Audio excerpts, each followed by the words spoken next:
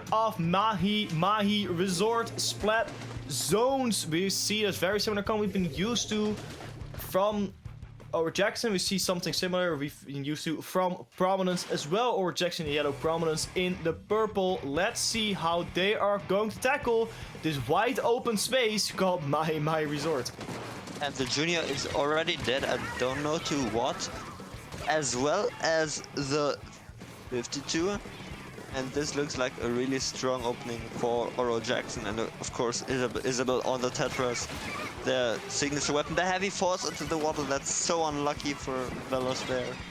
But yeah, Isabel definitely the best Tetra player in the West. She's been showing it time after time again. And now here, trying to get some picks as the Inkveg does come out. Isabel not getting the pick onto Nori here, but definitely the zone is established now for Oro Jackson, and they're definitely trying to hold on to it now. Nice pick by the Charger here, by the E-Leader. And now Prominence is a bit staggered. They are hard staggered, I'm sorry. And Oro Jackson is just building up this lead further and further as the junior does go down as well. Yeah, the junior is going to be super annoying with down. 2 players down for Prominence. Or Jackson really showing a bit more dominance there. They have a lot of zone control, and like this map, we've seen a lot of people complaining about it on social media. If you don't have a Charger, you're not gonna have a lot of fun. Maybe the Heavy can do a lot more than a Charger, but the 52 Gal just sneaking around there. And a full wipe for Prominence. Oro Jackson just quickly taking it out. Only a couple ticks for Prominence on that zone, but a very, very swift game one. They're also quite strong. Abito, of course, being, I believe, a French champion, if I'm correct, or at least very close to being the French national champion. And the French community is massive, so they've been showing their strength. Hopefully this time they can show their strength a little bit more. We still see very similar compositions from both of these teams as they're heading into game number 2 of this grand final against Splatoon's only on Mako Mart, as they're pushing in quite nicely here. Nice quick charge there, very big. The stack, not finding a pick quite yet, but immediately 2 go down on the side of Prominence as Oro Jackson is taking control of the zone, and now Isabel is looking to collapse on that machine on the left side. But the machine does use the panic Booyah Bomb. Isabel will be able to clean the pick, I think. Yes, she does, but she does go down as well. And that's the zone for Prominence for now. Yeah, Prominence finally getting the zone, unlike last game where they really didn't get it. It's already 75 for Oro Jackson, putting a little bit of pressure as they capture the zone again. I don't know what happened there. The players from Prominence were sort of alive, but none of them decided to really go into the zone as they're being pressured off. Oro Jackson now on its zone. Prominence has captured. Bray going down to the machine. That's super huge because there's a big Slayer power down. Booyah Bomb and a Fizz Bomb coming out to quickly capture with the help of Funny and Isabel on both of those sides to really secure it. The Heavy Splatling behind the zone. Gobito in the zone with 52 Gal trying to go in with a bunch of bombs, unlocking him out, pushing him back towards base. The Trizuka is coming out. Obito noticing it, trying to get a splat, but it doesn't look like it's going to happen as they're just hiding a little bit against or behind that special as they use the Kilo of 5.1 to try to get someone sniffed out there. They know someone's in the corner. It's going to be the Splat Charger. It will be enough. Yes, Volti will go down to Obito looking for the second one, getting tracked there. The zone is in the hands of Prominence. They just got the lead and it's still counting. The Wave Breaker doing a little bit of damage to the machine, who goes down whilst using Booyah Bomb. That's going to be tough because using that Booyah Bomb is going to secure or at least neutralize the zone. So Oro Jackson now is just wasting a lot of time here trying to get another special to push in. The Trizuka is ready, but it doesn't look like it's going to hit anybody as it's being shut down quite quickly. Isabel with the Reef Slider doesn't manage to find a pick, but surely distracts the opponents, and that's gonna be the zone for Oro Jackson. But only at 27, which is at least a solid lead for Prominence here. And 2 go down for Oro Jackson. It's not looking good for them right now, but the shot does find a pick onto the junior, I think. Nice job by Pony, but they do go down as well. It's a massacre in mid. Now Isabel is trying to rush that left side, does find the pick, but the zone is still in the hands of Prominence. Now the zone is finally flipped for Oro Jackson, who are now trying to establish some control to hold on to this zone. and get back that lead, but the Charger does go down. Yeah, losing the Charger is going to be a decent amount of time for Oro Jackson to recover. It's going to take a little bit. They're still holding on to the zone. 2 players now down against 1. 3 players down for Oro Jackson. Prominence here. Very nice push. Really using the team play to hold on to the lead. Get a couple players down and just quickly take over the zone and take over the map control. Charger looking in the middle for Obito. Obito getting a splash and Fizzy Bomb being thrown at them to push them back. Doesn't look like going to hit them all too much. Obito still being pressured by the Charger now. Also, it's well with the Tetras pushing onto Obito. The machine coming out. Same with the Ink Vac. Will it be enough though to get a huge bomb, and sucked up a spat bomb, I believe there. It's a D-slash bomb. The zone has been neutralized by Oro Jackson, who are looking to push in, but again, losing 2 players, breaking expanded by Charge, but losing 2 players is super bad for your push. Another player going down. Oro Jackson is really just taking whatever they just gave Prominence last game, and they really needed to find some ground here. The suction bomb will come out of the zone, but not going to do anything. If Funny goes down with a couple ticks left, it's going to be game number 2 for Prominence, making this a 1-1 set in the grand finals. Splat zones on Scorch Gorge, the map from the trailer. The reason why Splatoon 2 is the Chaos, or Splatoon 3, I'm sorry, is the Chaos game. We see the Eater coming out from Veloz, finally dropping whatever they had just to get a little bit of extra range in. We still don't see any Tacticoolers. Isabel still on those Tetras. Very similar comp from Oro Jackson. Is super confident with it and knows it's gonna work. It already proved once, it almost proved twice. They did a very good last game. So let's see if game 3 is going to be the same. The Junior with a big bubbler already coming into bomb with Prominence, losing 2 players, 3 players quite quickly on the spot. As we see Oro Jackson taking zone number 1 and a very, very well coordinated push to quickly secure the zone and push it quite a decent distance actually. Yeah, and now we see Velas here trying to find a pick, create an opening. There we go onto the shot, but the Booyah Bomb does come out, but Isabel is trying to hold on to that zone together with an Ink Vacuum. But they can't quite, and now Prominence has been able to take control of the zone and is now looking to establish some map control. Getting map control is super important. I think in any map, just this map, because it's so wide and open, getting the map control, especially when you have stuff like Minisquid, because already a couple of good Minisquid gears have been floating around to the market already. Getting map control is huge. Oro Jackson Prominence really fighting over that zone. It looks like Oro Jackson is going to capture it here, but there's still enough players for Prominence alive to really capture it. Obito going down. That's your 52 gone in trade with the machine. It's a decent trade. I'll definitely take it if long as you can capture that zone. They captured the zone finally, putting their timer down again and getting the lead potentially here. The machine here trying to fight against the other machine. Obito helping him. Very nice team play there. Isabel now with those Tetra duelies making quick work of the machine. Looking for the Charger as well, but having to force back. The Ink Vac coming out here.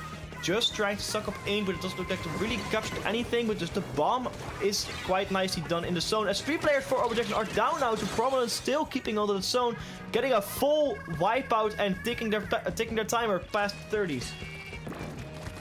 Yeah, and right now it's not looking good for Oro Jackson, as they only have 14 seconds left. Isabel with a reach ladder trying to make something happen, but they can't quite, and they need to fight a pick right now. The zone is freeze, but it's just a Charger, and that's gonna be the game for Prominence. I still really like the concept and the idea of the construction site being finished. But yeah, I'll agree with you. Even though I didn't play Splatoon 1, I think it doesn't feel the same as it did in Splatoon 1, where his map with all the gradients was just iconic. Yeah, it was a nice touch. A lot of other weapons definitely excelled. It was a heavy, mini, but also, you know, machines and some longer range blasters. It didn't excel all too much in Splatoon 1. Definitely showed it here. You see a nice, decent fight on the zone, or Jackson taking the first capture, but I don't know for how long. There's nothing, no one went down yet. The Junior has the bubbler ready, just waiting for it to be used. The Wave Breaker is being put in the middle of the zone, and it actually did a decent amount of damage. The Isabel is forced to back out. Prominence here capturing that zone, and they're just going in at it. Obito now fighting against Isabel. The cancel the 52 against the Tetras, resulting in a trade. So that's both the main slayers down for Oro Jackson. So the support and the sub slayers are going to have to fight for the zone now. Yeah, and we see the Bouillon coming out for Oro Jackson. Can they take the zone? The Trizuka comes out as well, and 2 go down on the side of Prominence. I think that's gonna be the zone. 3 down and 4 down. That's gonna be the zone for Oro Jackson. Who are now, of course, trying to establish map control and extend those points and take back that lead. Yeah, the lead for 64 is not all too big, so it shouldn't be that much of an issue for Oro Jackson to really go and take it. Bouillon coming out in a very, very important spot for Isabel, who's being absolutely shut down by Bray, trading with Bray with the help of their teammate. I believe this was the spout shot Nori going down, and that's going to be annoying. The bubbler is being put up, but honestly it's not going to do anything. So that's been neutralized and captured again by Oro Jackson. Prominence now just waiting a little bit. They're trying to get the splash ready, trying to get some, maybe a pick, maybe a little bit of map control. Wayfair coming out, and I believe they also dispelled a splatter shot in the back. Faulty and Isabel trying their best to paint as someone. It's not going to do all too much as Prominence very, very secure. Take out the sun. Isabel now getting a nice Plebeter special there, looking for the next one. It sees the next one, but the big bubbler just cancelled it out, unfortunately, getting spotted by the bomb. Well, I'll say that Oro Jackson just casually wipes Prominence and taking back the zone and the lead, but there is a decent penalty on the way. Yeah, for sure it is. We see the Trizuka is at the ready. There it comes. But Obito is able to place a wall, and the Trizuka didn't get a pick, but now we see 2 down, 3 down on the side of Prominence. The penalty is gone. Oro Jackson is starting to score again, as we only have 20 ticks left to take back the zone. And right now it's not looking good as the heavy is dead. The Tetra is running in with a special. Isabel here getting assist after assist, and if this Bouillon doesn't contest the zone, that's gonna be the game, and we're having a 2-2 in this grand final set. Again, Oro Jackson against Prominence. It will be a battle for the golden paddling pool badge, and of course being able to take the crown of winning the first Splatoon 3 paddling pool, the longest running weekly in Splatoon history, episode 180. These teams are going in. We see the Splat Charger, we see the Heavy Splatling, both spinning a machine. Junior and the 52 against the Splatter Shot and the Tetris being the difference. Oro Jackson taking zone capture number 1. Just trying to get a little bit in there, but Isabel going down. Same with those zones, neutralized and very much looking like Oro Jackson is going to lose them.